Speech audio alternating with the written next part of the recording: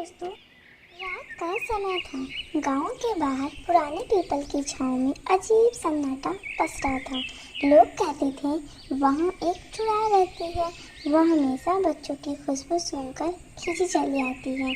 गांव की औरतें जब भी कोई व्रत रखती वह चुपके से उन्हें देखती, खासकर जितिया व्रत, जो संतान की रक्षा के लिए रखा जाता है। एक साल गांव की सभी औरतें जितिया का व्रत रखने जुटी।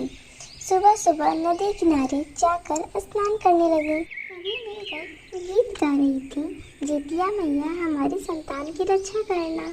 चुड़ैल दूर से ये सब देख रही थी। उसकी आंखों में आग सी जल उठी। वह सोचने लगी, क्यों हमेशा मैं ही अपने संतान को बचा लेती है।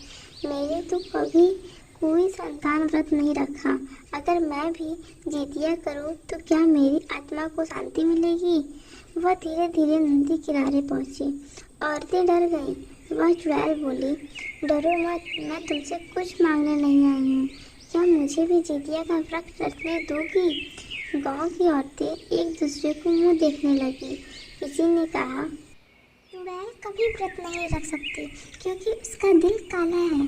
पर उसमें से एक औरत बोली, अगर यह सच में बदलना चाहती है तो इसे मौका देना चाहिए। चुड़ैल की आंखों में आंसू आ गए। उसके हाथों में पूजा की थाल थी। वह पहली बार इंसानों की तरह पूजा में बैठी। पूरी रात चुड़ैल ने अन्न जल का त्याग किया। वह भूखी प्यासी रही, पर उसने कोई शिकायत नहीं की। सुबह सूरज निकलते ही सब औरतें प्रसाद खाने लगी। चुड़ैल भी वही बैठी थी।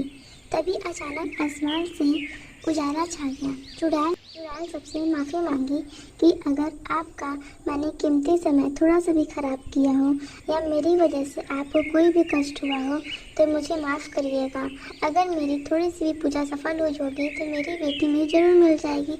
और तभी वह पीछे देखती है तो खोया हुआ बच्चा उसके सामने मुस्कुरा रहा है, चल के आ रहा है। बच्चे ने कहा, माँ, तुम्हारे व्रत में मुझे मुक्ति मिल गई। अब मैं तुम्हें लेने आया हूँ। चुड़ैल खुशी से रोने लगी। गांव की औरतें भी भावुक हो गईं।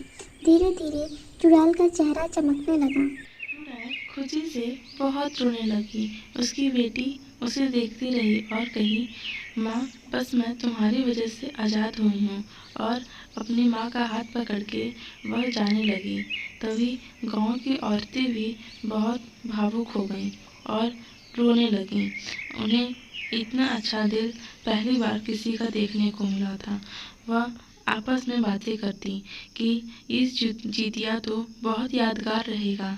हमने कितना पुण्य का काम किया है, एक माँ को उसकी बेटी से मिलाया है। इससे सभी गांव वालों को कितनी बड़ी सीख मिलेगी और सच्चे मन से किया गया व्रत भक्ति किसी को भी मुक्ति दिला सकती है। सो दोस्तों, थैंक्स फॉर वॉचिंग। वीडियो अच्छी लगी हो तो लाइक से सब्सक्राइब करना ना भूलें। बाय बाय दोस्तों।